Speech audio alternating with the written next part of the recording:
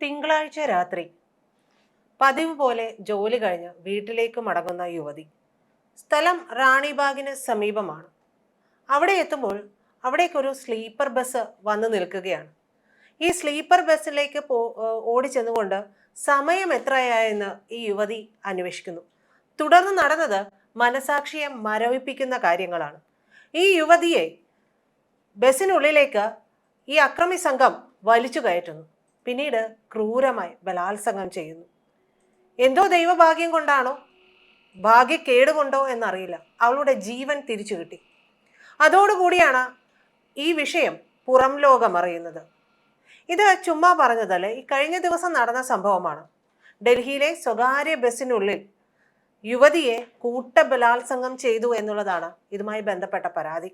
ഈ സംഭവവുമായി ബന്ധപ്പെട്ട് ഡ്രൈവർക്കെതിരെയും കണ്ടക്ടറെയും ഒക്കെ പോലീസ് പിടികൂടിയിട്ടുണ്ട്.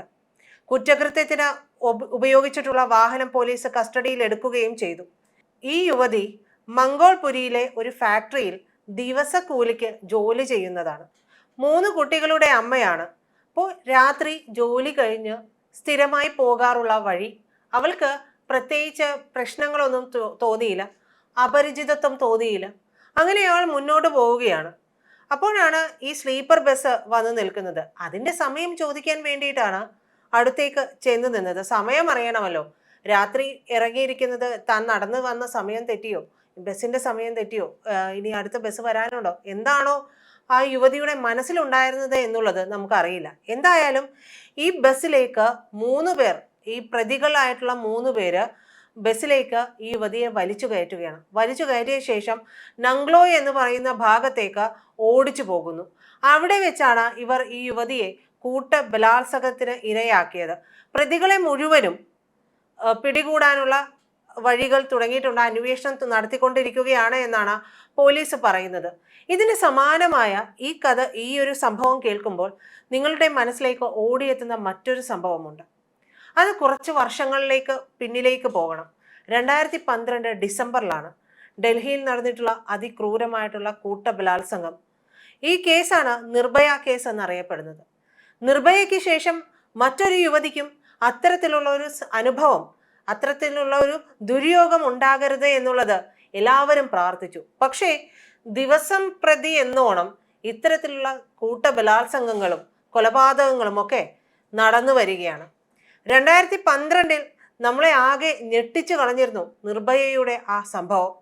അത് രാജ്യത്തെ നിയമവ്യവസ്ഥയിലും സ്ത്രീ സുരക്ഷാ മാനദണ്ഡങ്ങളിലുമൊക്കെ വലിയ മാറ്റങ്ങൾക്ക് വഴിവെച്ചു. ഈ മാറ്റങ്ങൾക്ക് വഴിവെച്ചു എന്ന് പറഞ്ഞിരിക്കലും പോലും ഈ മാറ്റങ്ങളെല്ലാം കൃത്യമായി നടപ്പിലാകുന്നുണ്ടോ എന്നുള്ള ചോദ്യം ഇപ്പോൾ നിങ്ങളുടെ പോലും മനസ്സിൽ ഉയർന്നു വന്നില്ലേ? എന്തുകൊണ്ടാണ് വീണ്ടും ഒരു നിർഭയ ഉണ്ടാകുന്നത്? എന്തിനാണ് നിർഭയ കേന്ദ്രങ്ങൾ ഉണ്ടാകുന്നത്? ഇത്തരത്തിൽ ബലാത്സംഗം ചെയ്യപ്പെട്ട യുവതികളെ പാർപ്പിക്കാനും അരക്ഷിതാവസ്ഥയിലായിപ്പോയ, ആരുമില്ലാതെയായിപ്പോയ അതിജീവിതമാരെ താമസിക്കാനൊക്കെ ഒരു ഷെൽട്ടറിന്റെ ആവശ്യമുണ്ട്. ഇത്തരത്തിലുള്ള സംഭവങ്ങൾ ഇല്ലാതിരിക്കുക എന്നുള്ളതല്ലേ ഏറ്റവും ഉത്തമമായ മാതൃക? എന്താണ് നിർഭയ സംഭവം എന്നുകൂടി പറഞ്ഞാലേ ഈ സംഭവം എത്രത്തോളം മനസാക്ഷിയെ മരവിപ്പിക്കുന്നതാണ് എന്നുള്ളത് നമുക്ക് മനസ്സിലാവുകയുള്ളൂ. 2012 ഡിസംബർ 16 രാത്രി സുഹൃത്തിനൊപ്പം സിനിമ കഴിഞ്ഞ് നിർഭയ മടങ്ങുകയാണ്. 23 വയസ്സുള്ള ഫിസിയോതെറാപ്പി വിദ്യാർത്ഥിനിയാണ് ഓടിക്കൊണ്ടിരിക്കുന്ന ബസ്സിൽ വെച്ച് ക്രൂരമായി ആക്രമിക്കപ്പെട്ടത്. 6 പേർ ചേർന്നാണ് ഈ വിദ്യാർത്ഥിനിയെ ക്രൂരമായി ബലാത്സംഗം ചെയ്യുന്നത്. കൂടെയുണ്ടായിരുന്ന ആൺ സുഹൃത്തിനെ അടിച്ച് അവശനാക്കി. അവനൊന്ന് എണീറ്റ് നിൽക്കാനോ ഒന്ന് കൈ ഉയർത്താനോ പോലും സാധ്യതയില്ലാത്ത രീതിയിൽ അവൻ്റെ കാര്യവും തീരുമാനമാക്കി. അതിനുശേഷമാണ് റോഡിൽ വെച്ചിട്ട് ഈ അതിക്രമം മുഴുവൻ നടക്കുന്നത്. ചികിത്സയും മരണവും ഗുരുതരമായി പരിക്കേറ്റ പെൺകുട്ടിയെ ആദ്യം ഡൽഹിയിലെ സഫ്ദർജംഗ് ആശുപത്രിയിലും പിന്നീട് വിദഗ്ധ ചികിത്സയ്ക്ക് വേണ്ടിയിട്ട് സിംഗപ്പൂരിലെ മൗണ്ട് എലിസബത്ത് ആശുപത്രിയിലും പ്രവേശിപ്പിച്ചു. പക്ഷേ ഫലമുണ്ടായില്ല. ഡിസംബർ 29 അവൾ മരണത്തിന് കീഴടങ്ങി. പെൺകുട്ടിയുടെ യഥാർത്ഥ പേര് വെളിപ്പെടുത്താൻ തടസ്സമുള്ളതുകൊണ്ട് മാധ്യമങ്ങൾ അവൾക്കൊരു പേര് നൽകി. അതാണ് നിർഭയ. കേസിൽ 6 പ്രതികളാണ് ഉണ്ടായിരുന്നത്. രാം സിംഗ് ബസ് ഡ്രൈവറാണ്. ഇയാൾ ജയിലിൽ വെച്ച് ആത്മഹത്യ ചെയ്തു. മറ്റൊരാൾ മുകേഷ് സിംഗ്, വിനയ് ശർമ്മ, അക്ഷയ് താക്കൂർ, പവൻ ഗുപ്ത. ഇവർ 4 പേരെയും 2020 മാർച്ച് 20 തീഹാർ ജയിലിൽ വെച്ച് തൂക്കിലേറ്റി. മൈനർ പ്രതിയുണ്ടായിരുന്നു. സംഭവ സമയത്ത് ഇയാൾ മൈനർ ആയിരുന്നു. 3 വർഷം തിരുത്തൽ കേന്ദ്രത്തിൽ കഴിഞ്ഞ ശേഷം മോചിതനായി. ഇത്രയൊക്കെ സംഭവങ്ങൾ ഉണ്ടായിരുന്നിട്ട് പോലും നമ്മുടെ രാജ്യത്ത് വീണ്ടും ബലാത്സംഗവും ക്രൂരമായിട്ടുള്ള കൊലപാതകങ്ങളുമൊക്കെ നടക്കുകയാണ്. മറ്റൊരു നിർഭയ ഈ യുവതി ആകാതിരുന്നത് മരിക്കാതിരുന്നത് കൊണ്ട് മാത്രമാണ് എന്ന് വേണമെങ്കിൽ പറയാം. പക്ഷേ ഇത് ഇനിയും തുടരാനുള്ള സാധ്യതകളില്ല. എവിടെയൊക്കെയാണ് ക്രിമിനലുകൾ ഒളിച്ചിരിക്കുന്നത് എന്ന് പോലും ഭരണകൂടത്തിന് കണ്ടെത്താൻ കഴിയുന്നില്ല. അല്ലെങ്കിൽ കണ്ടെത്തിക്കഴിഞ്ഞ അവരെ അകത്തിട്ടിട്ടുണ്ടെങ്കിൽ അടുത്ത സംഘം ഇറങ്ങുകയായി. പലരും ആട്ടിൻ തോലിട്ട ചെന്നായ്ക്കളാണ് എന്ന് പോലും കുട്ടികളോടടക്കം പറഞ്ഞു കൊടുക്കേണ്ട സാഹചര്യവും എത്തുന്നു.